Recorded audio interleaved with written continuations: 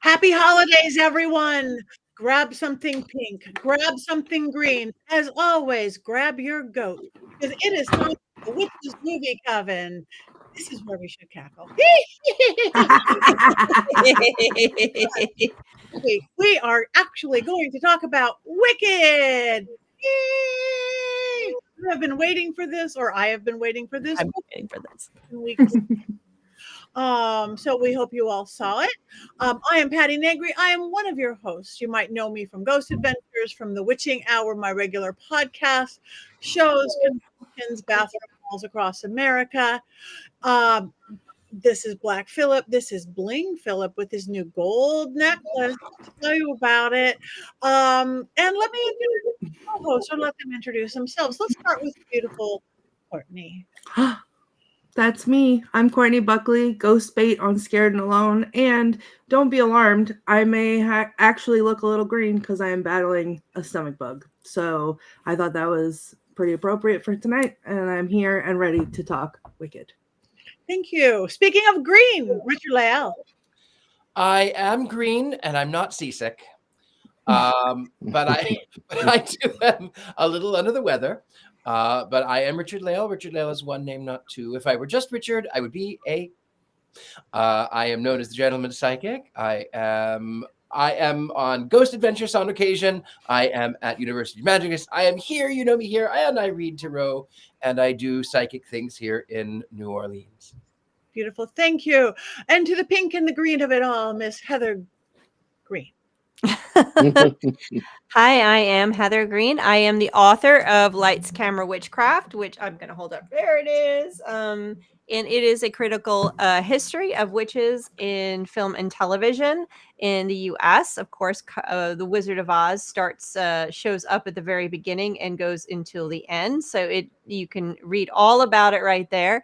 I am also an editor at Llewellyn Worldwide, working with wonderful witchy authors, and a journalist covering all things occult in media.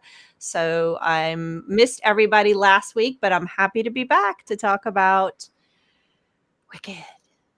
We miss you indeed. And now let's moving into the holiday ho-ho. With the one and only Jason. I'm Jason Mankey, sometimes Jason Greene when Heather is not here. I am a Llewellyn author and author of Llewellyn's Little Book of Yule. This is definitely my favorite time of year, and I'm wearing my Christmas llama shirt tonight to support all of the talking animals in the land of Oz. Boom. See how I tied it all together? Yes. That was good. Now, we are sure, especially hi, Matthew. Hi, Mimosa. Hi, Robert. Hi, Mickey. Hi, Shannon. Hi, Paula. You guys hi, Taya. You guys keep it up because we need you guys in the chat room. Now, we're sure that everyone's seen Wicked. I think most of the country has seen Wicked, but just in case you haven't seen Wicked yet, Richard-Lael, are you perhaps prepared with a unbiased synopsis of this? I am unprepared. I mean, I am prepared. So, picture it: Sicily, 1926. No, I'm just kidding. It's actually that's a different movie. Imagine. It's a little bit like Mean Girls at Hogwarts, and also throw in a little bit of Legally Blonde and a little bit of Wednesday, and then you've got this imaginative retelling of The Wizard of Oz. Of course, it is one of the first of its kind to reverse engineer, sort of say, are people born wicked or not? So it's the perspective of the villain. And of course, there is no greater villain in cinema history than the Wicked Witch of the West. And this film, much like the book, much like the Broadway play, it sort of shows the perspective of the Wicked Witch. Why is she green? And it's not just cinema history. Why is Oz the way that it is? Long story short, this girl comes to drop off her sister to school. And it turns out that she herself has magical powers, which the mistress has decided to take her under her tutelage. And then, of course, she rooms with Glinda, later to be Glinda. You find out that She is a competent woman of color, of Verdi color, and she is being gaslit by a man who has corrupted all of Oz and rules as a dictatorship, almost as if it were the Hunger Games or the United States in circa 2025.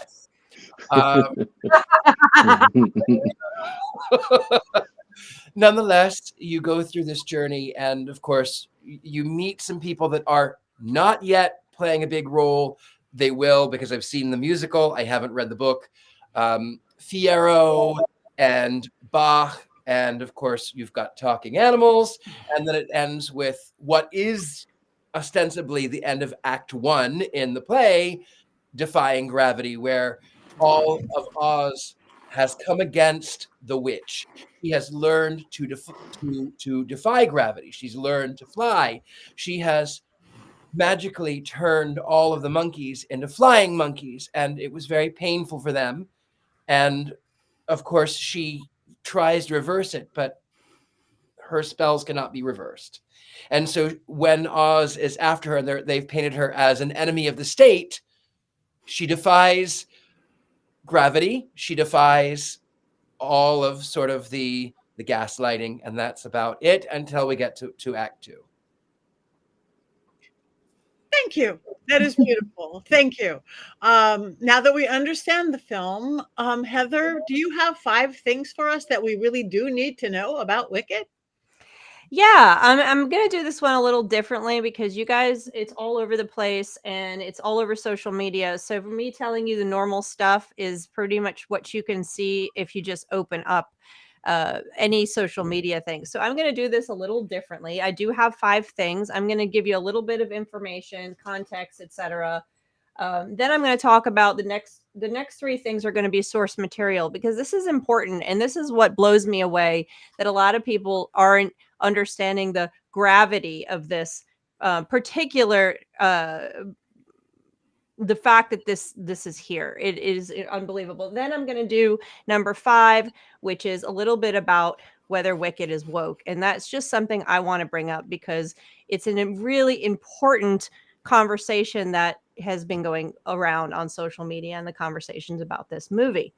So first, of course, this is already getting award nominations. You have a cast that's just absolutely phenomenal, directed by John Chu, who, if you haven't seen Crazy Rich Asians, please go see that. It's very funny. He's extremely talented. This could have been a complete unmitigated disaster, and it clearly was not. You have Ariana Grande, Cynthia Erivo, Jonathan Bailey, Michelle Yeoh. I mean, Peter Dinklage. You just have so many people in here. Jeff Goldblum. I couldn't tell if he was the Wizard of Oz or if he was Zeus at times because I was just watching that TV show. But it's $150 million budget, has long been blown away. It's well over 400. It might be over 500 mil now. It is considering it is absolutely a phenomenal success without a doubt. And there's reasons for this. A movie can be this successful not only because it's brilliantly done. One of the reasons it can be this successful, but it actually landed at a very, very key time, which could not have been planned better. In fact, it could not have been planned. So, and a lot of the reasons over time the Wizard of Oz has become successful has been because it tripped up and landed in a place and time that was a chance. And the Wizard of Oz, it's amazing that it has lasted this long because it wasn't designed to be successful. In fact, it hasn't been most of its life, just the larger idea. So the fact that it keeps landing in these places is almost magical. There's almost a message here that this story just keeps coming back to us and landing successfully at the time we need it. So that's my broader message that I'm getting across here. So let's look at a few of the different source materials real quick. I will go first to, of course, the original books, 1900, when Baum created wrote these first books, they were successful. Immediately after The Wonderful Wizard of Oz and several others, he actually produced a play, the first musical version of The Wonderful Wizard of Oz. It was successful enough that Selig Polyascope decided to produce the silent film, The Wonderful Wizard of Oz. That's the very first adaptation on film. That was reasonably successful. The adaptations from that point forward were not successful. They were pretty much bombs, not bombs, but bombs. And until the MGM film came out in 1930s. So those original stories were beloved by the people that had them. They were not politically, they were they were pieces of their time. Very much so. They did not have the same political messages, even if Baum had some progressive political concepts here and there. Those were not, they did not have the messages that we're seeing in Wicked. This is a different text. But it got adapted. Number 3, we go to Wizard of Oz, MGM. Now, MGM, the key thing to understand about this is that MGM's movie is not out of the public domain. Public domain, thank you. Is not in the public domain, but the original books are. So adaptations have to be very careful about this. So when Wicked comes along, we see MGM is still a source material. MGM's film is probably more known as The Wonderful Wizard of Oz, the story, than even the original books at this point. It's overtaken it, but it's not out of the public domain. So adaptations have to be really careful about using it as a source material.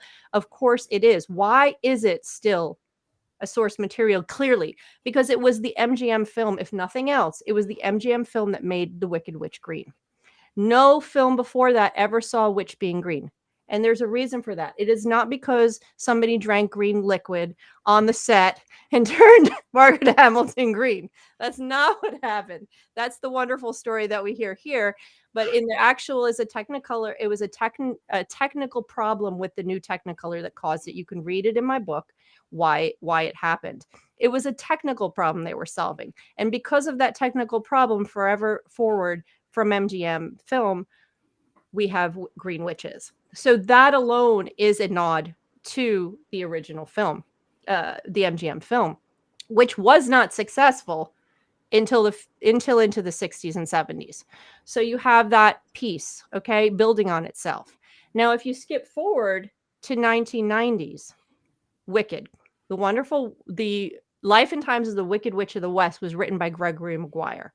That book was written in the 90s.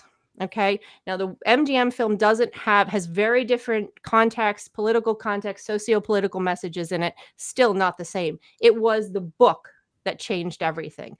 And I just saw Gregory Maguire speak a few months ago, and he confirmed all of my suspicions and everything. If you read the book, it is highly political. And it is a reaction to not only the Satanic Panic, but to a number of other marginalized groups and processes and socio-political things that were happening that were oppressing people during the 80s and into the 90s, both here and in the UK where he lived at the time. He is American. He lived there then. So these things were happening in both areas, and he was reacting to them. He was reacting to the reactions to the AIDS epidemic and the oppression of the queer community, to the drugs, to the war on drugs, which was being used to oppress other communities, etc., to the Satanic Panic. This was a reaction where he actually said on stage, I wanted to have the discussion of what it means to call somebody wicked. And if you call them wicked enough, will they believe that they are wicked? Okay, so this was a political message that he was most certainly putting in his book. This is what became the musical we see on film today. In 2003, I think it is, Wicked hits the Broadway show. Wicked hits Broadway. Okay. And when it hit Broadway, it was obviously scaled down because you could not capture the complexity of the politics in the original book in a Broadway show. It was done by Stephen Schwartz. Stephen Schwartz is a phenomenal composer and lyricist of show tunes. He did Pippin, which was just revived, which is one of my favorite musicals, as well as the musical for Pocahontas, the movie from Disney. He did Godspell. His music is always infused with spirit and messages, social messages. And he did this musical, and it was a phenomenal success. Even though it didn't capture the depth of socio-political messaging in the book, it captured it enough that Wicked was eventually used to help promote anti-bullying campaigns into the 2010s. So you'll see Wicked and Elphaba and this idea of why we're bullying someone that looks different from us, that appears different from us, that acts different from us. That was captured enough into the musical. So that comes out at the end of the witch era of movies and stuff, but it was Broadway. Broadway walks to its tune. And I do want to say, before I move on to what we're talking about, the number 4 is, or the last message about this is that Wicked was not the first adaptation of a musical. I already said Baum did one years ago, but we have to note that Wiz happened in the 70s. Another adaptation of the Wiz, of The Wizard of Oz, which was phenomenal success, Tony Award-winning musical that also had a socio-political message and a flavor separate from this. It didn't really influence necessarily all of this, but it has to be said that The Wiz was in there. Now we get to today. Wicked comes out, the musical. The musical is a amalgam. It is part of all of this legacy. Okay, so Wicked here is, the movie is able to capture more of the book's nuances and the political stuff that's there that the musical couldn't, because the 2.5, 3 hour musical can't capture the detail that a movie can, or that a novel can. So you have it here, and people are surprised. So we get to the question that people are saying, why is Wicked so woke? And I'm using that on purpose because that's what I'm seeing on social media. Yeah, it was woke when Gregory Maguire wrote the book. So this is what you should expect. This is a message that's emanating out of a period of time that was oppressive for many groups of people. That message was written into the book, and it's followed through to today, and we see this movie about oppression, about political strife, about all these things, and it's landed in 2024 during a very divisive time and a lot of upheaval in our country. So of course it's speaking to people in ways that maybe were not, that Gregory Maguire probably meant in his book, but it's landed perfectly. It is landed absolutely perfectly. And I don't think John Chu could have done a better job in capturing what had. And so you're getting my opinion here too. So that is, I will fight with anybody if they say anything about why it is a phenomenal show. And this is my opinion. It is a phenomenal show. You can enjoy it on a surface level and have fun and sing it because Stephen Schwartz is brilliant, but there is a political message in this, and it is a message for our time. And it is a message that witches have been screaming out in these movies for decades.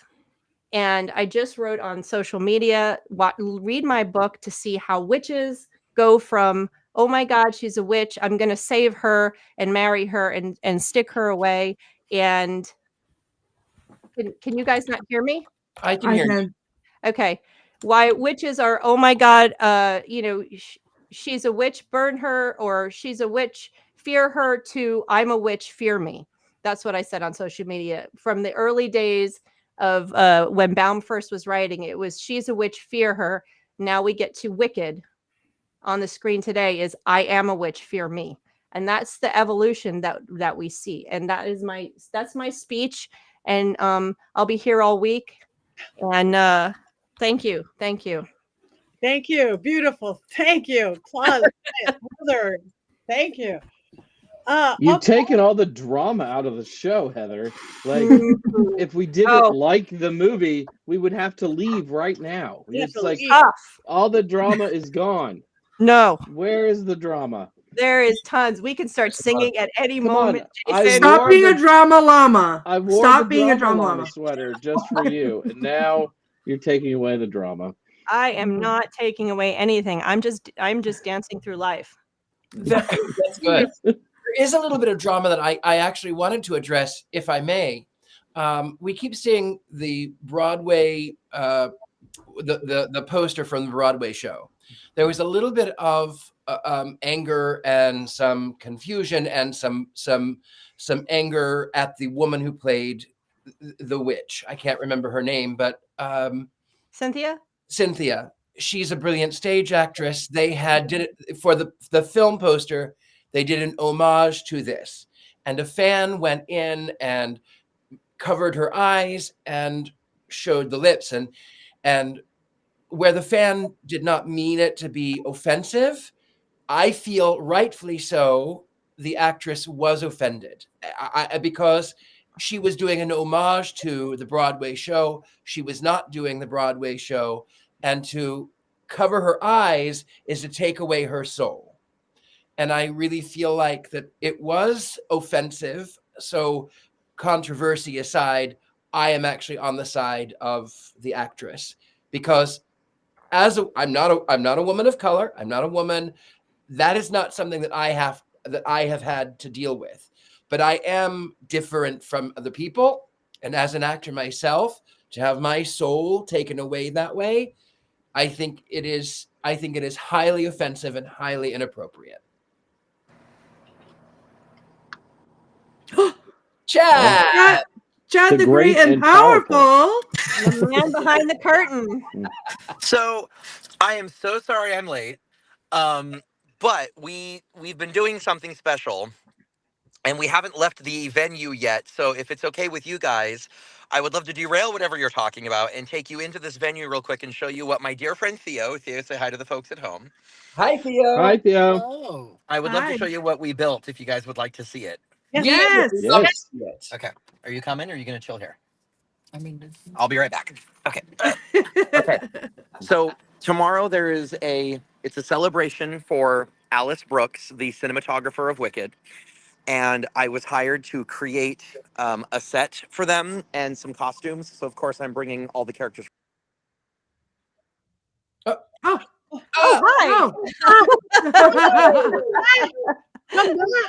Come back. He lost his connection, maybe. At least he No, didn't I put was us in the trying to freeze flip it. list. I don't. Oh, Oh, no. there's something. He's back. I'm sorry. I pushed a button that I thought would flip the camera, and it didn't Nope. flip the camera. So I don't know if Flip I it can. down and rework it. Let me work it. Hold on. Flip it down and Huh? reverse it. I guess I can't. Let me try this. Front camera. Here we go. Nope. Back Nope. camera. Hold on. I'm gonna get it. There we go. There we go.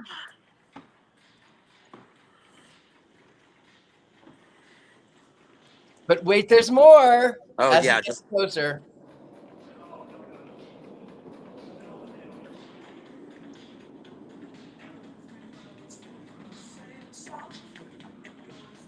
Bravo, bravo. Wow. Oh, wow. Nice. That's incredible. That looks a lot like my living room. That's the chair I sit in when I watch TV. I wouldn't be surprised, honestly.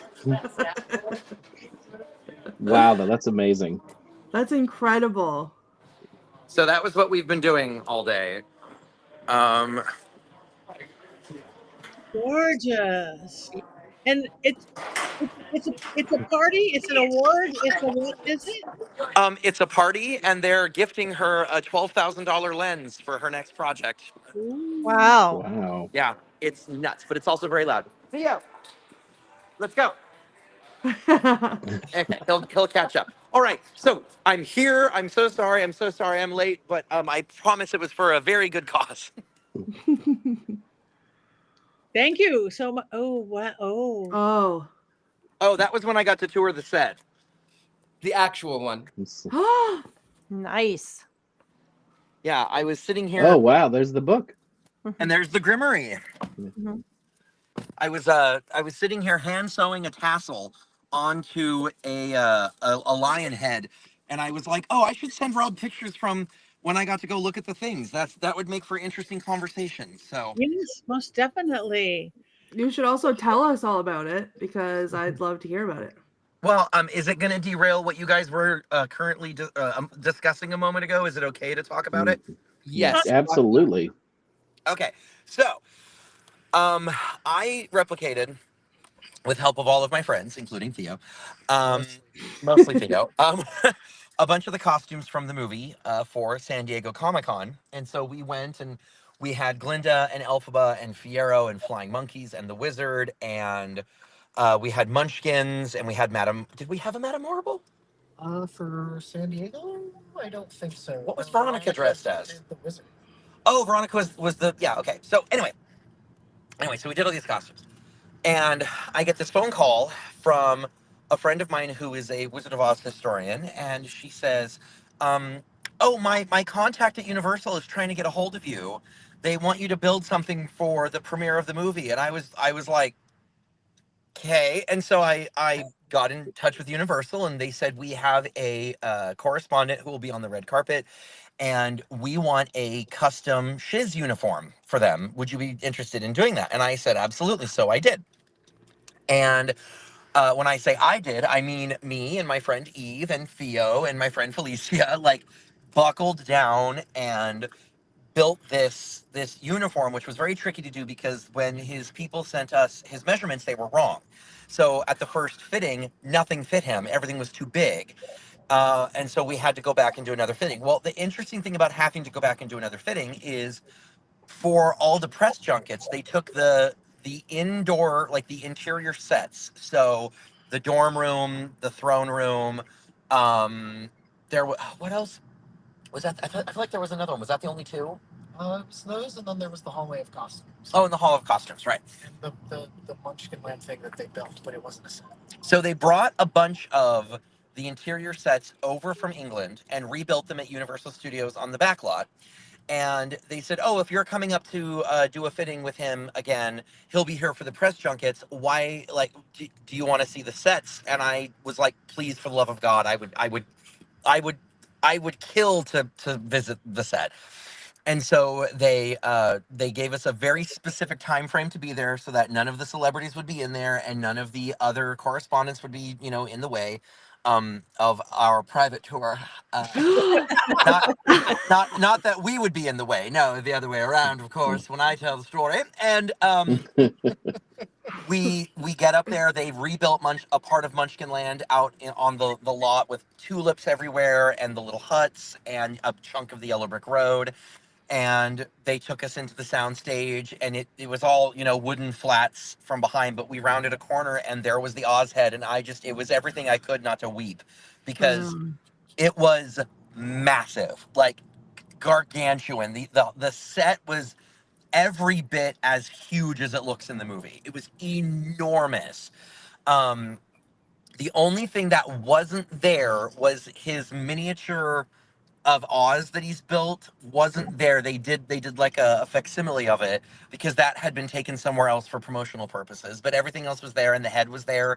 And I had my replica of Elphaba's hat, which I was able to compare to the original, and it's almost a 1-to-1.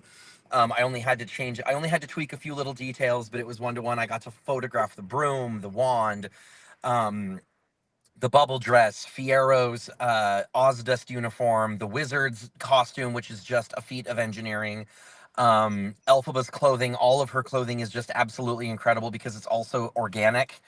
The costume designer has talked about how he wanted her to be of nature from the very beginning, so that's why everything she's wearing is leafy and barky and based on mushrooms and all these different things. It's phenomenal. And her defying gravity dress, which is swirls of pleated fabric all over it, it's like a micro pleated silk, and every place where a pleat goes in, so they're like accordion, is tacked with a single little piece of thread. So that entire dress is hand stitched to a net with green fabric underneath it, so parts of it look sheer and other parts. It's amazing. Like it was like a religious experience looking at all these different costumes. And I did what I always do, which is I'm staring at them. They're right in front of me, and I think to myself, I don't need to take photos. I'll remember all of this. And I didn't take No. any, and I don't remember shit. So like I should have took photos and I didn't. But yeah, that was our little trip to the to go look at the set. And so we finally got the uniform figured out, and it fit him perfectly. And he was a sweetheart. He adored it. He showed up on the. I also got invited to the premiere, so I was able to be on the red carpet, which they rebuilt a facsimile of Shiz. So we were, because each of the premieres are themed differently. So London's was Emerald City, and Mexico City was the Enchanted Forest, and ours was Shiz, and I forget who got. Oh, and Australia was Munchkinland, which I was very bitter about because I wanted Munchkinland because the set for Munchkinland is just incredible. But yeah, so that's that. Now one of you say something. Flying in on your broom. That was most brilliant. Okay. Who wants to say something? And thank you for your comment before, Richard-Lael. We went into whatever. I don't know what that controversy is, but it sounded like you knew what you're talking about.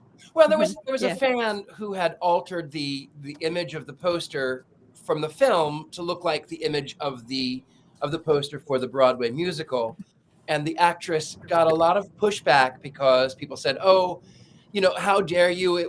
The person didn't mean anything offensive. They were just trying to connect with the poster. It's not a big deal. It's not a big deal." And the actress said, "This is one of the most offensive things that I have ever faced." And I agree. I agree with her. Actually, Ariana Grande agreed with her too, and it is offensive. Because that is a beautiful rendering for a poster, for a play. This one, they are paying homage to it, and they made the direct decision so that she would be looking right into the camera lens because that was showing her power. And then when they redid it, they covered her eyes, which took away her power. Okay, thank you. Did they fix it or they left it? Well, there was just a big internet controversy of everyone was just angry with the actress for being upset, and they said, well, it wasn't a big deal, but it was. It was. Okay. Thank you. Always drama, always chaos. So who wants to go first? Who wants to talk Wicked? Courtney? Okay. So I feel like we've talked about this on this podcast a little bit before. A relative. I am a relative newbie to the Wicked world because I just saw it for the first time this year. I haven't read the book, and going into seeing the musical, I had no idea really what the story was about. The only thing was that I had heard Defying Gravity 100,000 times, and every time I heard Defying Gravity, I would sob audibly and uncontrollably, and I could never understand why, because I had no idea what it was even about. But something about the song pulled at my heartstrings, and that was that. So my son and I, my aunt got us tickets for Christmas to go see Wicked for the first time. So we took Nathan, and I knew that I would cry during Defying Gravity, but I was unprepared entirely for the fact that I would get so into the story, then Defying Gravity would happen, and I would be snotting and audibly sobbing and shaking, and then the lights would turn right on. So there's me, immediately Aww. following. And there's Nathan. I Nathan. want to give you a hug right now. Well, I was give Courtney a hug. No, I was screaming, "Why did the lights come on?" Because there's Nathan laughing at me because I couldn't understand why they would do that, and then the lights would come on. So I was like this, like don't nobody look at me, because I was hysterical. And then of course Act 2 happens, and it was great, and I loved it. So that was my only exposure to Wicked until the movie came out. And so I was so excited. I thought I was going to have this big, profound moment when I went and saw it at the movie theater. And unfortunately, as an autism parent, I didn't get that moment, but it's okay. I took Nathan to see it.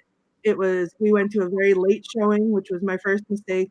And we went to an IMAX, and an hour in, I mean, I'm gripping the armrest because I'm there and I'm so excited.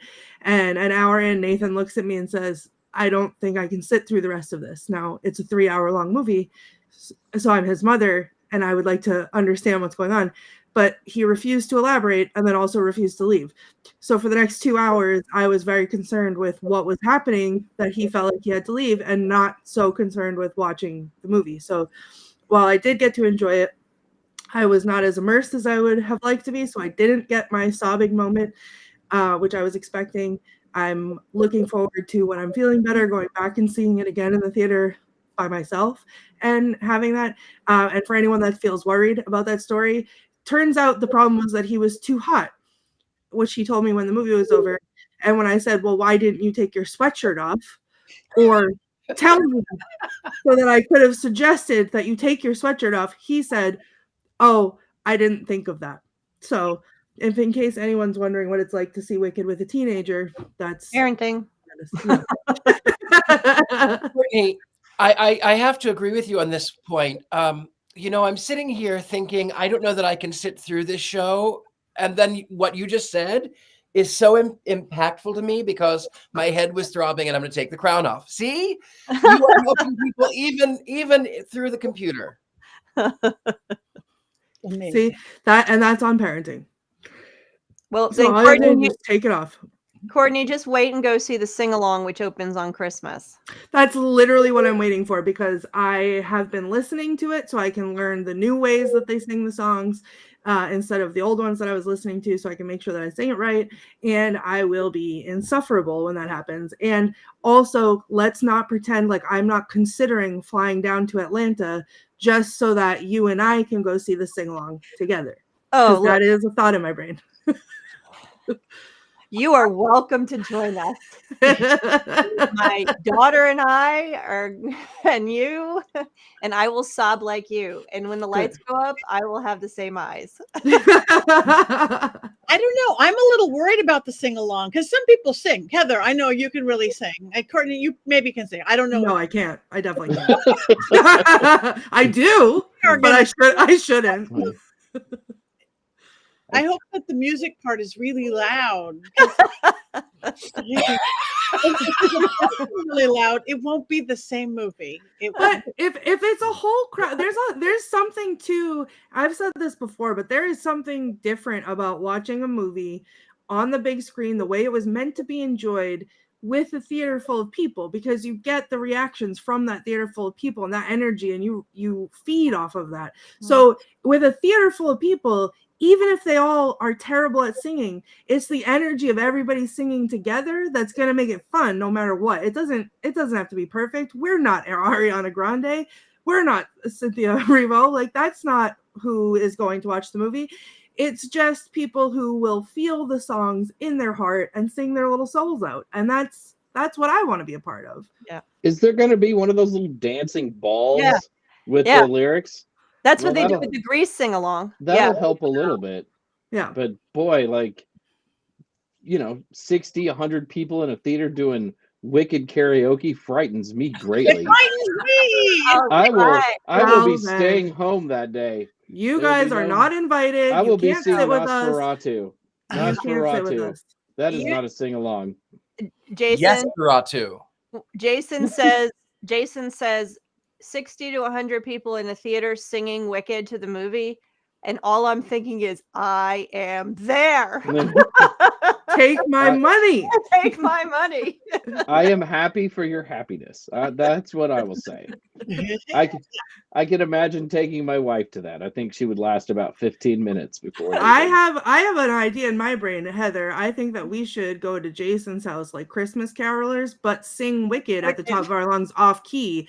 and like hold up a boombox, like say anything, and then Yeah. just wait and see how long it takes him to throw things at us. And ask for the $2. You're See- really gonna get Ari throwing things at you. Is what you're gonna get. But Wicked is not an easy song to sing for No. non-singers. It's No. not like Rocky Horror Picture Show or something. Yeah, but you know what? Ask the people on the highway, because they hear me do it all the time, loud and proud. In fact, one time I was scream singing it, and yes, someone in the comments said hopefully people won't scream sing like they do at concerts. I hope they do, because that's how I sing it. I was scream singing it in the car as Heather tagged me in the thing about the sing along on Facebook. Literally mid belting out. I don't even know all the words to Defying Gravity, but I'm just screaming because that's how it is in the car. So yeah, I will be I'm holding out for the sing along. Thank you. Completely off subject. Chad, do you have an official Wicked Stanley Cup Glinda mug like I do? Wait, No He's sound. on mute. Sorry, I was muted. Yes, I have the Glinda Stanley, but me I have to too. Ah. because I cosplay a version of her. A friend of ours got it for me as a gift because I had no interest. I thought they were quite hideous, and I was like, I'm not going to get one of those things. What's the point? Then I got it, and I used it, and I put ice in it in the beginning of the day, and at the end of the day, the ice was still there because these things are insanely effective. And I'm a convert, and I'm not going to be getting any more of them because it's pink and sparkly and has butterflies on it, and I'm set.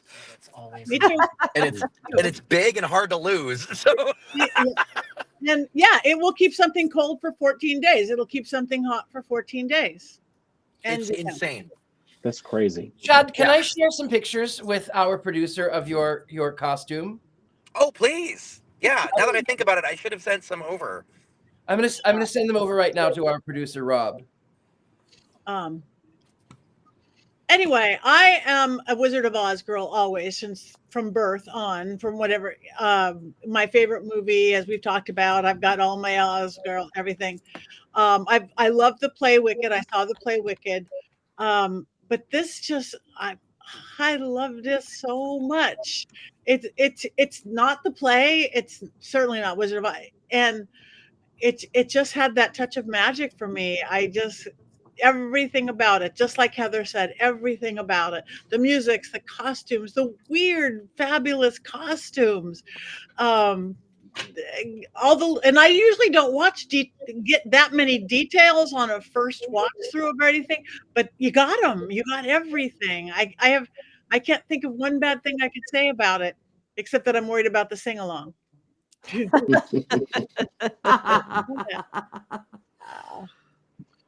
Oh, So Chad! that was what I wore to the premiere.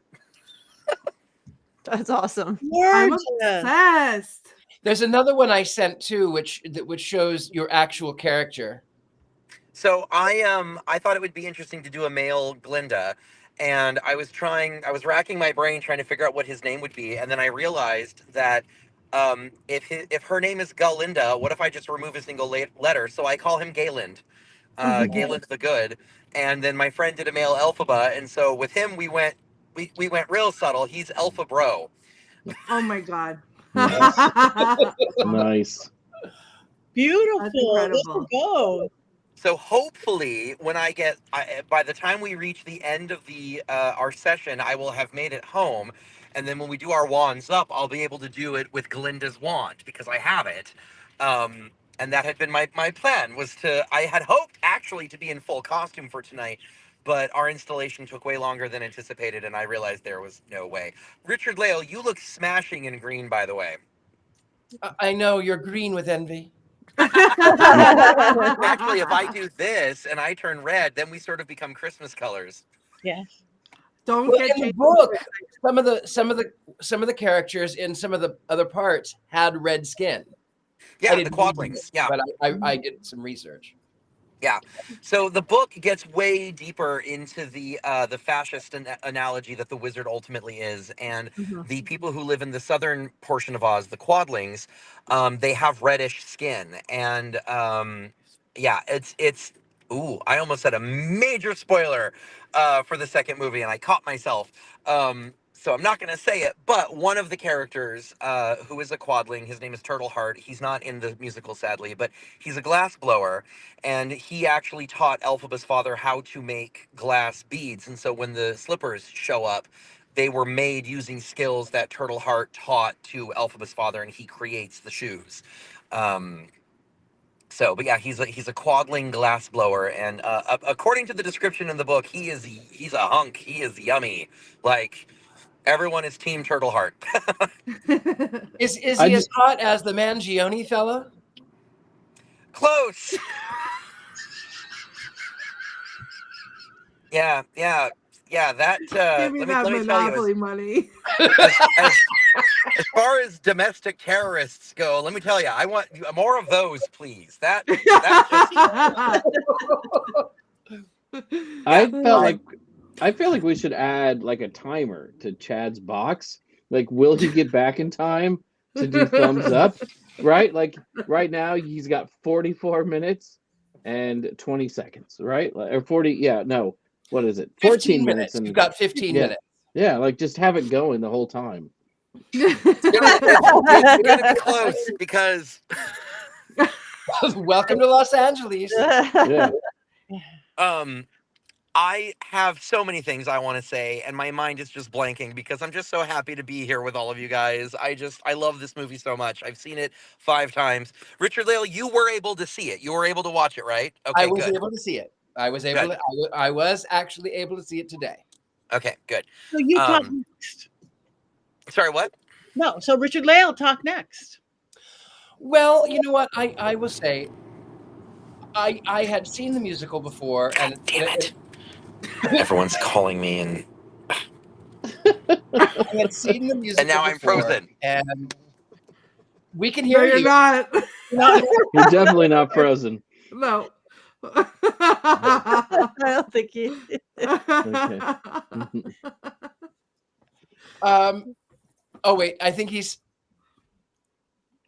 okay. Anyway, so I had seen the musical before years ago, probably 15 years ago when I lived in San Francisco, and I cried. And I had purposefully kind of not wanted to go see it because I knew that I was going to be a wash of emotions. Here he is. Welcome back, Chad. It's okay. I'm so sorry. Anyways, please continue. So I did watch it today, and rightfully so. With all of the current situations, I could not help but find myself in tears at the plight of the animals who represent people in cages, people of alternate religions, people of alternate sexual identities, and I couldn't help it, and I can't help it now. Mhm. Anyway, but I loved it. Thank you. Thank That's the deep reaction that people have had since the book came out, since he wrote the book. And even with the musical, it's there, even if it's more moderated. That feeling you're having is like, I can totally, I'm with you. It's We're with. yeah. Yeah, big time. Thank Yeah. you. Jason. Well, I liked the movie. Don't yell at me yet, and don't turn off. Oh no. Oh no. Oh But god, I where are my did- sunglasses? I did think the first like hour and a half was a little too long. There were times that I yawned. I mean, it was very long. But when they get to Oz, though, then the whole movie changes, and I was on the edge of my seat the entire time and was completely caught up in it. But it is fair to say that 2 hours and 40 minutes is a lot to ask for, and I felt like they could have probably trimmed 10, 12, 15 minutes off of that runtime. I know you all disagree, but you're wrong, and that's fine. And I agree with you, actually. yeah, and it was long, but I loved the movie. I loved the songs. I had seen it like Richard-Lael maybe 15 years ago, and I was sitting in the cheap seats very high up, and I remember very little about it. But once the song started, I mean, I remembered the songs because they're really, really good. And have I been humming Defying Gravity all day since I saw this on Monday? Yes. Yes, I have. I'm not trashing the movie, but I did think it was a little long. I'm with Richard-Lael and probably the rest of you. I wish we had spent more time with Professor Dinklage, not just because he's a goat, but that stuff was so powerful and so strong. And I was really glad to see it in the movie. There's a quote, and I don't want to like take away from Courtney's thing, No, but go ahead. the best way to bring folks together is to give them a real good enemy. And I leaned over to my wife and I was like, holy crap, Ari. Like, that is what we've been living through for 8 or 9 years now. And she's like, just be quiet. We're watching a movie. She's read the book, so she's like really well versed in the political part of it. But I would have wished we could have gotten a little bit more of that because that was really fascinating. But yeah, it's a really great movie. I want to see it again, but not with a Chad wants sing-along to crowd. Chad is trying to talk. Yeah. I'm not trying to talk. I was trying to make it known that I would like to speak next. I didn't want to interrupt. But I wanted to just throw out that the plot of the musical and the plot of the book are completely different. All the musical did was take names of people and locations and create a story around it, because the line of the best way to bring folks together is to give them a really good enemy is not in the book, because small spoiler, the characters in the book never find out that the wizard's a fraud. So as far as the characters of the book know, for the entire duration of Elphaba's life, they were the people who were loyalists refer to him as our, glorious wizard or dear leader, or, let make Oz great again. And but the thing that's fascinating about the musical and the script for the musical specifically is that there are interviews with Winnie Holtzman, who was the book writer, and Stephen Schwartz, who did the music and lyrics, where they talk about how they were watching things that were happening during the Bush administration when they were writing this script, and they were nervous about putting some of these things down because you think of the Bush administration and then you think of the words, the best way to bring people together is to give them a really good enemy. And that's the entire Bush administration in a nutshell. And so at the time that it was written, it was incredibly politically poignant. And now everything is worse. And so to hear all that again, I mean, like to me, when I saw, I had the same reaction Richard-Lael did to the animals. I immediately thought of my friends who are trans and queer and people of color and all this and that, and I just immediately started weeping, just out of like fear about where we're going and the fight ahead of us and everything along those lines. And it's wild that the themes 30 years later, the themes of this musical are still relevant.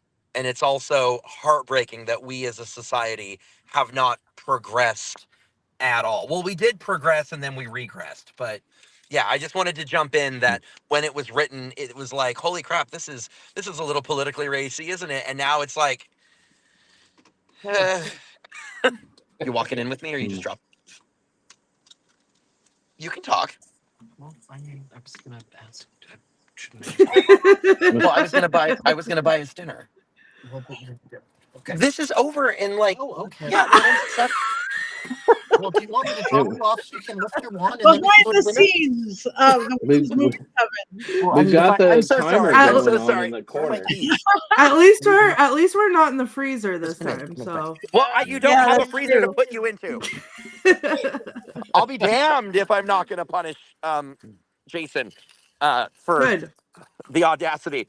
As you should. How dare someone say the movie is 12 minutes too long? Oh, yeah, exactly. It was not long enough. The movie minute is going to get me in trouble, that's for sure. I will be leaving before that. The only problem I have with the length is knowing about all of the plot holes in the second act that they're trying to fix for the sake of the film. I can't agree that it should be shorter, because I don't think it should be shorter. And B, my question is, if you were to shorten it, where would you cut things out? Because all of the story is so important. My fear is if you begin to shorten it, already everyone agrees that we should have had more time with the animals, and I agree entirely. But so whenever I take a scene and trim it by like a minute and do that to many scenes, and then you get rid of lots of minutes, especially early when I was yawning a lot. Again, the last 40 minutes are terrific. Edge of your seat. This sounds like a you problem and not a movie problem. I thought it was earlier. And- earlier you said that we were allowed to be wrong, but given how outnumbered you are, I don't think we're the ones that are wrong. And In fact, if you Richard-Lael educate agreed your with me that it was a little too long. Listen closely. if you educate your Jasons at an early age, they learn not to dissent, and I think that's important. I think the whole point of I've the been movie is trying. that dissent is important. Depends on who you're dissenting against. control of this broadcast. We have lost control. I think we're gonna go. And again, I like the movie. Like, Yeah. I hate that you can't be. It does bother me that you can't be a little bit critical of something without people overreacting to the criticalness. This is a movie. This is a show where we talk about movies. We can't agree 100% on everything all of the time. We never. It'd I'm be really boring. overreacting It'd be to really you. boring. I'm overreacting to you saying we're overreacting because nobody's overreacting. Everybody's just reacting. Yeah, I I'm think very hasn't even spoke yet, and it's 7:00, and Heather hasn't spoke yet. Oh, I loved it. I didn't think it was too long, and I would watch it again and again and again, and I would sing along. I was singing along, and I loved it, and that's all I have to say.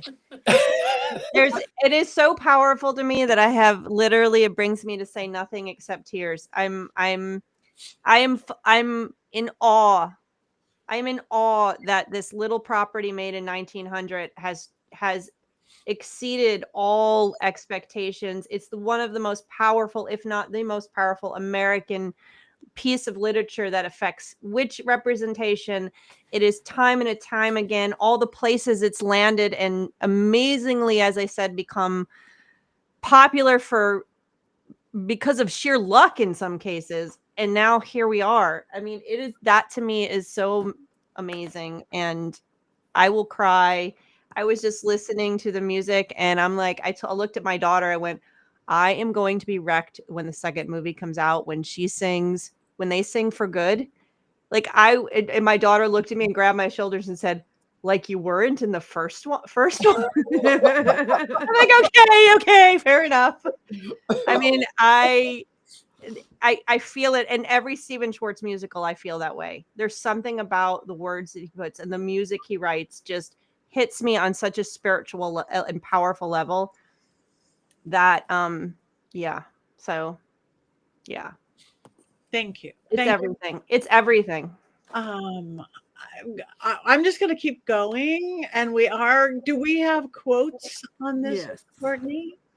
I do. My number one quote that I wanted to say is the one that Jason brought up, so I'm going to say it again.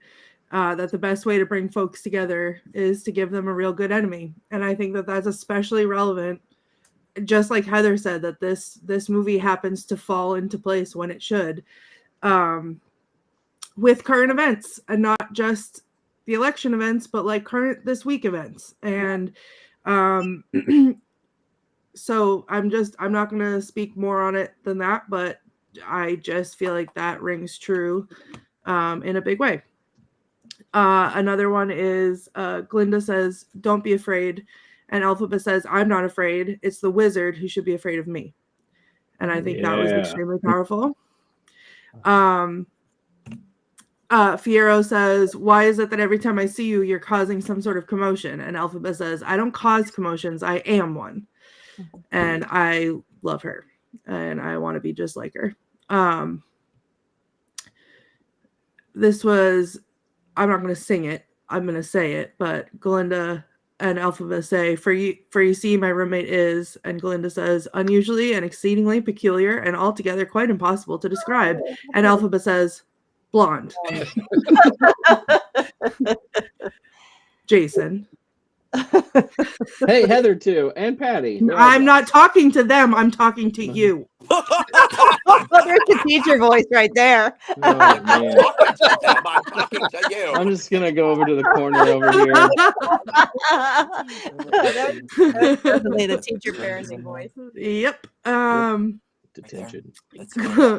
Elphaba says, and I thought this was apropos, especially for me tonight, because I feel a little green, but Elphaba says, "Okay, let's get this over with. No, I'm not seasick. No, I didn't eat grass as a child. And yes, I've always been green." Glinda says, "It seems the artichoke is steamed," which I thought was pretty funny. Glinda says to Fiyero when she's giving him the tour about the library, she says, and this is the book place. There's a collection of rare books around here somewhere, and some medium rare as well.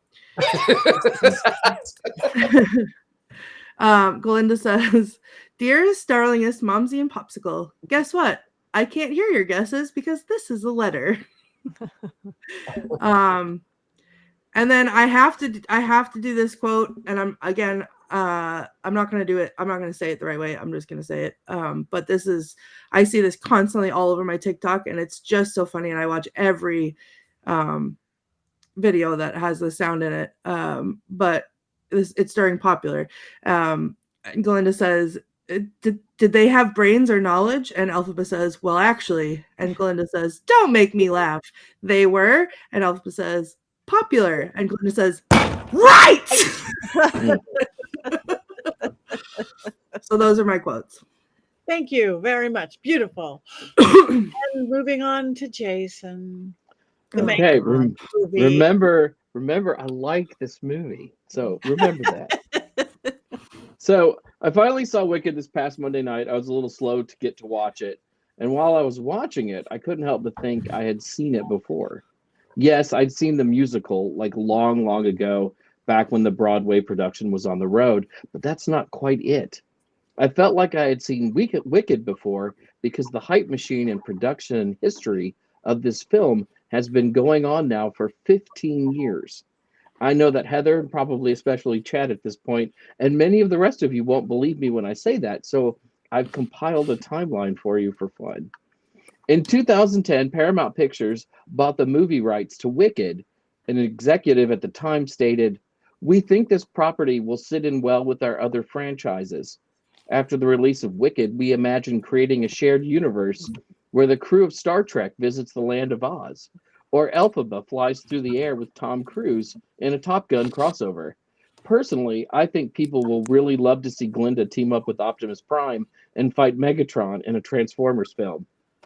In 2011, it was announced that Ariana Grande had been cast as Glinda. Said the casting director at the time, "Yes, we know she's only 17, but we will wait for her to get a little bit older before we start filming. We thought that by casting now, we would create awareness and anticipation for the film. Just imagine how many people will talk about this film for the next 15 years at weddings, graduations, and funerals. I hope my grandmother lives long enough to see it." The next year, Cynthia Erivo was cast as Elphaba, and I can't make a joke here because she's so awesome, and why wouldn't you sign her up? John Chu was announced as the director in 2015, fresh off the stunning success of his film Gem and the Holograms. Some of you forgot that was a thing, didn't you? Gem was so successful that it launched a franchise. So far, there have been 5 different Gem movies. It's Showtime synergy, indeed. Due to the success of Game of Thrones, actor Peter Dinklage was brought on to the long gestating production in 2018 to play the Wizard of Oz. After the disappointing final season of Game of Thrones, it was decided to recast the Wizard and move Dinklage to another role. Said producer Mark Platt, "We think people seeing Dinklage's face will remind them of how much they hated the end of Thrones. So we are moving Peter to another role." To make sure no one would see Peter Dinklage's face, the actor ended up playing a CGI goat instead, and Jeff Goldblum was cast as the Wizard, largely due to the strength of his jazz albums. After appearing in Bridgerton, actor Jonathan Bailey was signed up to play Prince Fiyero in 2020. Director Chu said of Bailey, "We brought him in basically to sex up the movie. When people think of Oz and Wicked the musical, they mostly think of lots and lots of hot, sweaty witch and munchkin sex. Bailey is the key to all of that." Production finally began in 2021, and Bowen Yang from Saturday Night Live was added to the film, and then not really allowed to do any awesome Bowen Yang things. Said Chu, "We know Bowen is really funny, so we wanted to make sure to not utilize any of that talent in our film." Parts 1 and 2 were filmed back-to-back in 2021 and 2022, with Erivo and Grande hitting the talk show circuit to promote the 2 movies in 2022. Since 2022, Grande has made 12 appearances on Jimmy Fallon's Tonight Show, 7 appearances on Stephen Colbert's Late Show, and 3 appearances on Jimmy Kimmel Live to talk about Wicked. Erivo has visited Colbert 9 times and Kimmel 6 times. When asked why she hasn't visited Fallon, she said, "He's an untalented hack, and I can see that." Erivo also made 1 appearance on the Great British Bake Off, baking a cake featuring the Emerald City and the Yellow Brick Road. Despite only making 1 appearance due to her busy schedule promoting Wicked, she was declared that season's winner. In the summer of 2023, Paramount released an 8-minute trailer of the movie that essentially gives away the entire film, while also not revealing that the movie is in fact a musical and is only part 1 of a 10-hour 2-part film. The trailer even includes the line, "I'm not afraid, it's the wizard who should be afraid of me," essentially giving away that the movie's main bad guy is in fact a wizard, while not portraying the wizard as a bad guy in the first 4 hours of the movie's runtime. This kind of ruins what is meant to be the climax of the film. It's like putting Luke, I am your father, in the trailer to Empire Strikes Back. In the summer of 2024, Jeff Goldblum let it slip that the movie is in fact a musical, something all 95 of the commercials and trailers had tried to keep hidden since 2010. Box office prognosticators immediately revised their predictions of the movie's opening weekend, forecasting the movie to open with only $50 because Paramount believes no one likes musicals. They were clearly wrong. And finally, December 9th, Jason sees Wicked after enduring 15 years of press and casting rumors. Yay. The lead up to Wicked was really long, right? And the trailer did give away everything. People have been wanting them to make the movie out of it since the musical was so successful. So absolutely, it's been, and I'm surprised. That's not funny though. I have to make jokes, Heather. Yeah, I understand it's not funny, but you've got some truth you got some truth there. Thank you. All right, we are now moving to the climax of everything. Wands up, wands down. And we want all of you guys in the chat room who've been so fabulous tonight. Flying monkey. Wands up. Oh, flying monkey. Down. Oh, let me do an Elphaba hat.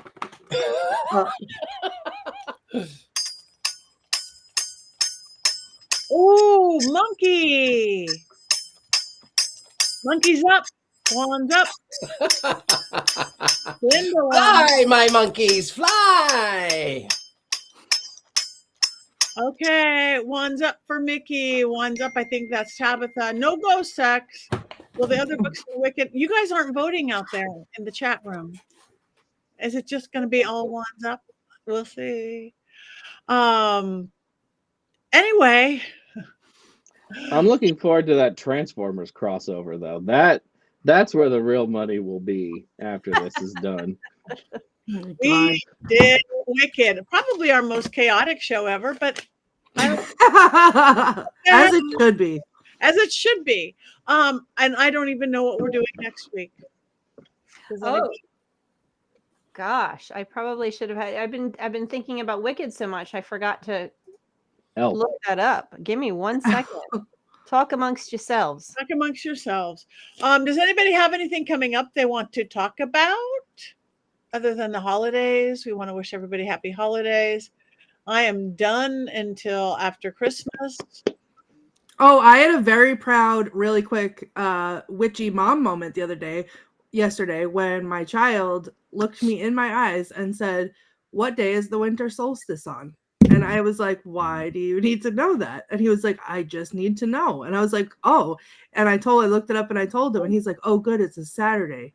And I said, "Are we doing witchy things?" And he was like, "We'll talk about it later." But I mean, I didn't put that out there. He put that out there. That was very exciting. Proud mama. Mm-hmm. Yay. That is beautiful. So we know the movie now. Heather, do you want to give it out? Is that right? Well, it is supposed to be Hello Again, but I'm seeing that we might do Miracle on 34th Street instead. So I guess Miracle on 34th Street is short. So I guess we will have a Christmas show next week then. Yuletide Okay. Christmas show. Humbug. Bah. Miracle on 34th Street. Miracle on 34th Street. Everybody, watch it this week. It's a movie we should all watch this week anyway. Yep. The new one or the classic one? Both. They're so No. short. Don't watch the new one. It's I don't know what I've not seen the new one, so where they go to, classic one. they go to Producer Kohl's Tom instead of Class. Macy's. It's tough. It's tough to watch. Is there really? Didn't even know there was a remake of it. Oh yeah. Oh, I'm so sad. Just Yeah. let's not ruin the Yuletide season with nonsense like that. Okay. How about All right. it? There was no remake. No Chad. remake of this. Chad's got his hand up. I have to tap out because everything that I have to do for this event tomorrow is starting to pile up around me, and I need to just go deal with it. So I just wanted to thank all of you guys and politely skedaddle as opposed to what I normally do, which is just disappear and then reappear again. Chad, we're So- done. You should just cackle with us right now. Yeah, just cackle. Oh, 1, okay. 2, 3. Okay.